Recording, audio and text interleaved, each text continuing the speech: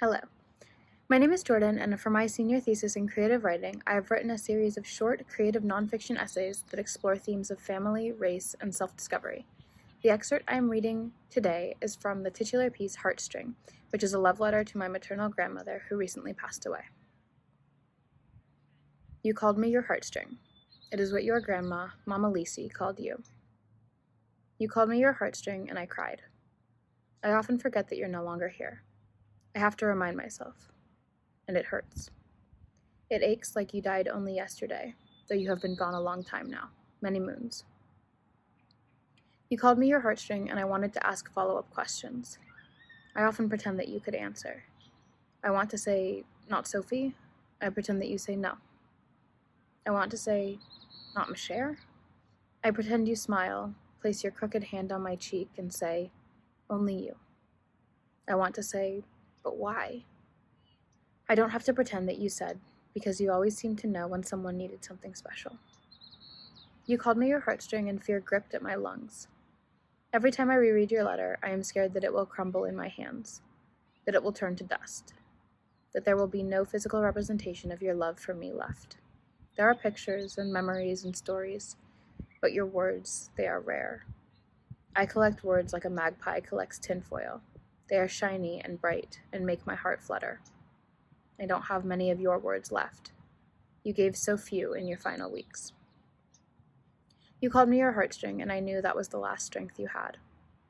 It was no contest who you loved more.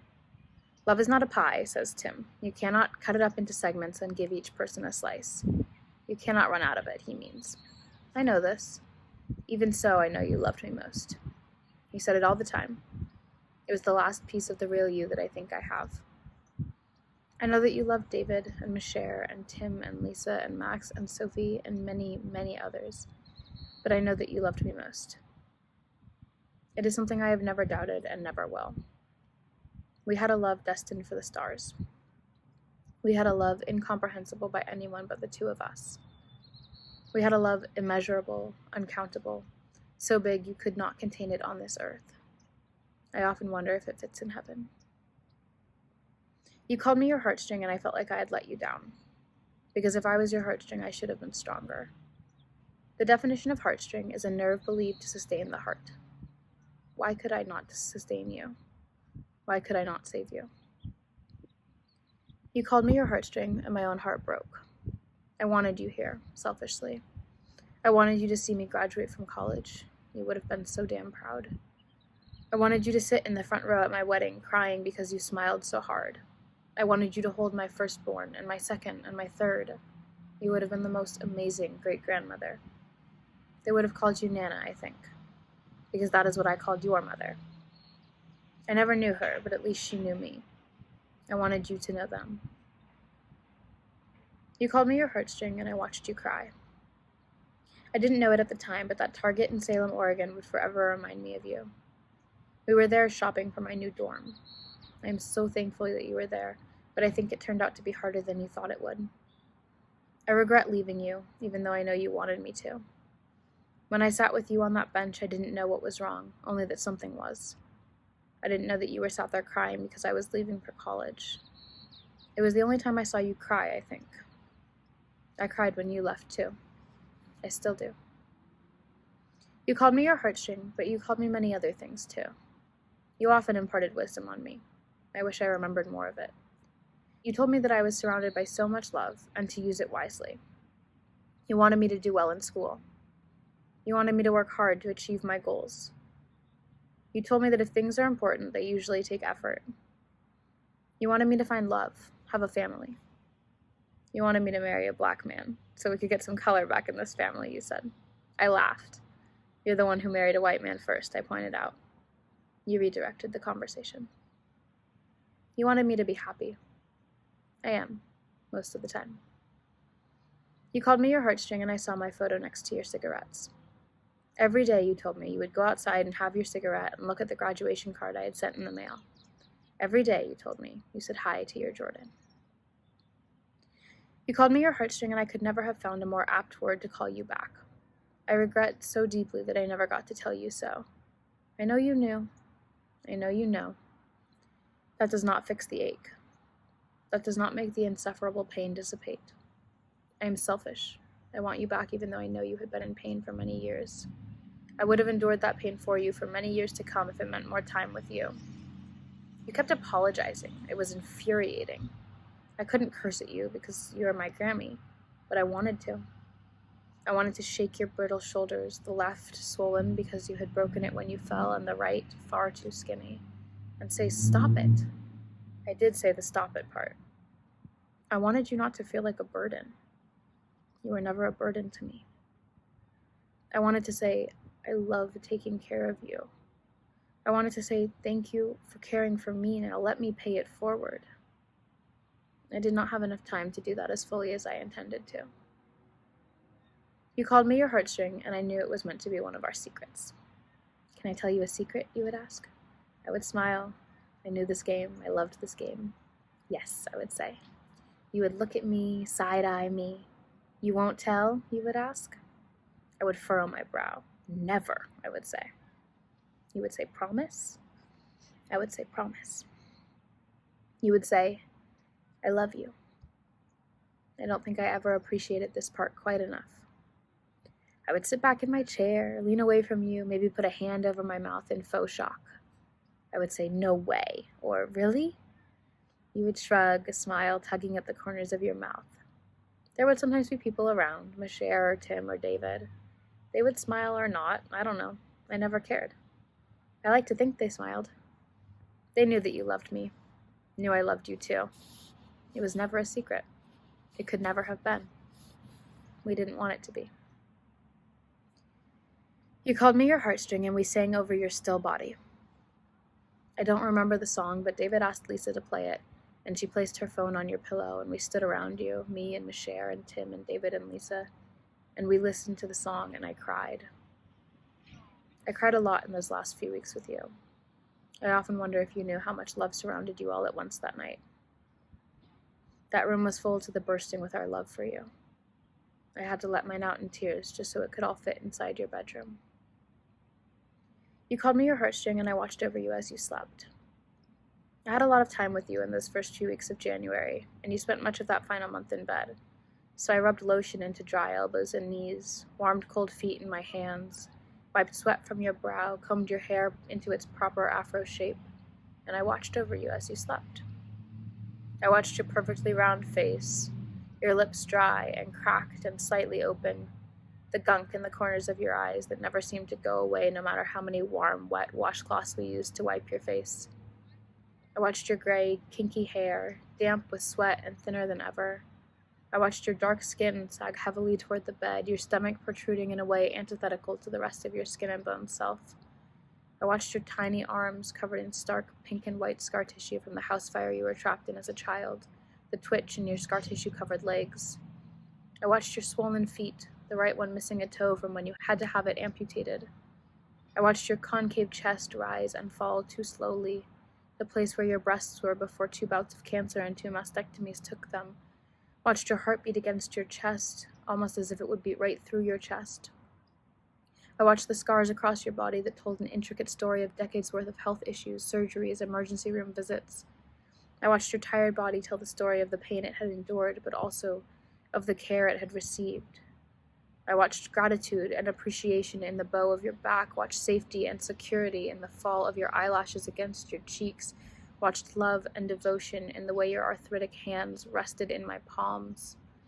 I tried my best to memorize the way your body moved, never knowing which time would be the last. You called me your heartstring, and I didn't want to go back to the house. I was so scared, so goddamn scared. I hadn't been in that house when you weren't there, ever, I think. I thought the house would feel different. It didn't. I think that made it worse. Everything was just the same. Even the different things were the same. The world should have ended. The house should have changed. You called me your heartstring, and I was so angry. Maybe I still am, I don't know. When Sophie called me, it was all I could do not to yell, not to scream. She asked if I was okay, like I would ever be okay. She didn't sound like she had shed a single damn tear. Of course, Lisa was worse. She always is. I felt like a child again, like we were visiting that college in the Midwest, and You were in the Santa Fe hospital and Lisa said you had had a heart attack and Sophie nodded and I cried. I remember being angry then when Lisa tried to make me quiet down. I remember being too young to curse, but curling my fingers into fists and raging against the palm of my hand instead. I remember talking to Michelle and feeling connected by our love for you. I remember never feeling so disconnected from Lisa and Sophie before in my life.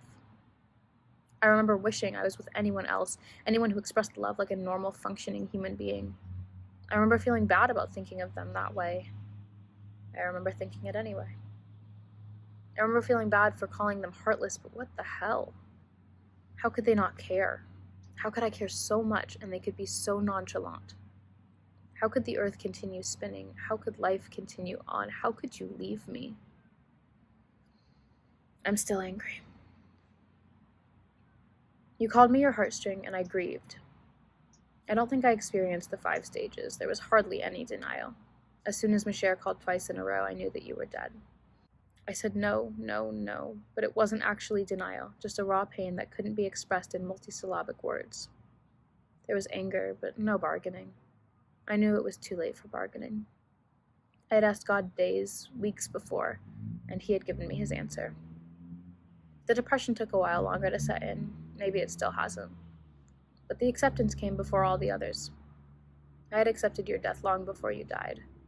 I didn't want to, but I wasn't given much choice. They say grief is just love with no place to go. I could write a dissertation on how right they are. You called me your heartstring, and I would give anything to hear you say my name again. Even if it was you calling out in pain, it would mean that you still needed me. It's strange to need you even when you don't need me anymore, when you can't need anything anymore. You're dead. I have to keep reminding myself. I don't like it. It makes the breath catch in my throat. You called me your heartstring, and a piece of me was yours forever. You were mad when I was born. I came early and you missed the birth. I'm sorry for that.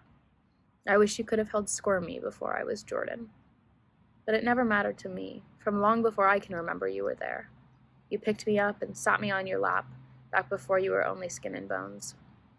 You showed me how to love art. You taught me patience and kindness and care. You helped me cook, even though I always hated it, and that always made you sad. I am sorry for that too. I wish I could have loved it.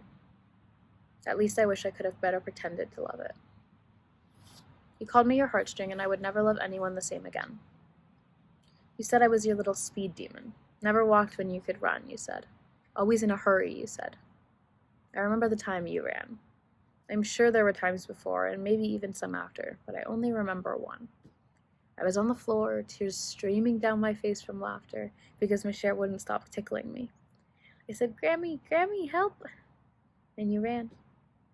To me, you ran. You made Michelle stop, and we all laughed and laughed and laughed.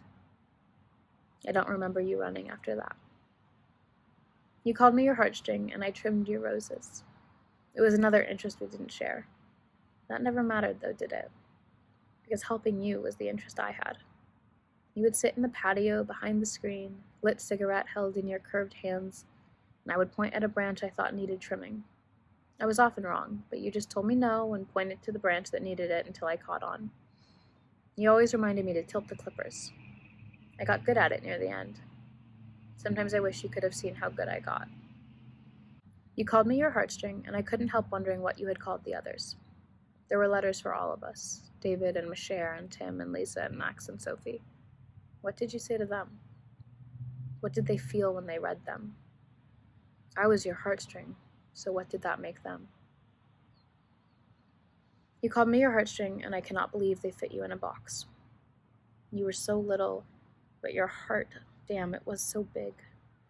You were so loud in your quietness, so bold in your fragility. Even when you needed help with every little step, even when we had to carry you to the toilet, even when we lifted your wheelchair over the 2 steps leading down to the patio so that you could have 1, no, maybe 2 cigarettes. Even then, you were so funny, always cracking jokes, always making us laugh, even when the moment was too much for you, too big. You're so good.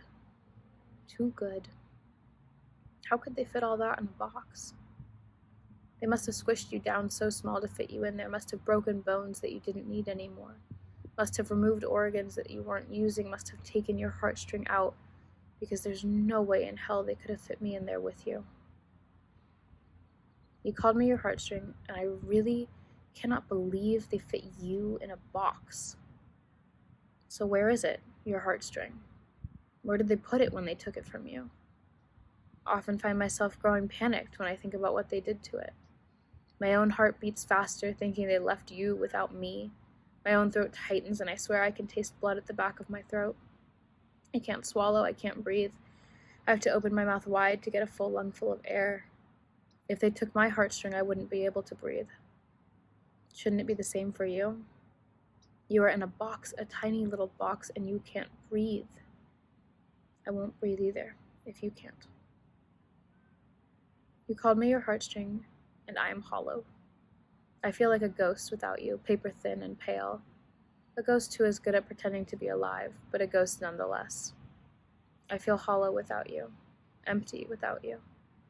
I fall apart now, rarely visibly or publicly, but often. You called me your heartstring, and I miss you so much. I miss you so much. You called me your heartstring, and I was terrified you would forget I was ever there. Your memory was so bad towards the end that I was sure you would think I didn't care, that despite the hours I had spent sitting by your bed, you would wake up and I would be gone and you would think I didn't care. I don't know what you thought after I left. I'm glad I don't know. The one thing that scared me more was the thought of you forgetting me. Thank you for not forgetting me. You called me your heartstring, and I cried. Your letter wasn't to me, not really, not anymore. You haven't been able to write for the past few years. You were writing to a different me, a young one. I know it doesn't change anything. I know you still meant it, maybe even more so. But I felt like I was grasping at straws reading your letter. I feel like I still am a little. What can I say? What can I say that will encapsulate all of you? That could possibly voice how much you were to me, how much you are to me? What words can I speak, could I write, that would make anyone understand the significance of you? How do you capture a human being in letters, in words? How can I? You called me your heartstring, and I believed in God. You had faith, though we rarely spoke about it. You found it again near the end. I am glad you did. I find God only in moments of deep, wrenching despair. Maybe God resents me for that. I might too. I don't believe in a God, but for you I would have. I did. I fell to my knees on the blue mat in front of your bathroom sink, my chest heaving, a hand over my mouth to stifle my sobs. I prayed then, as I have a handful of times before. It didn't help this time. Or maybe it did. I don't remember what I prayed for. You called me your heartstring, and I loved you. I still do. Thank you.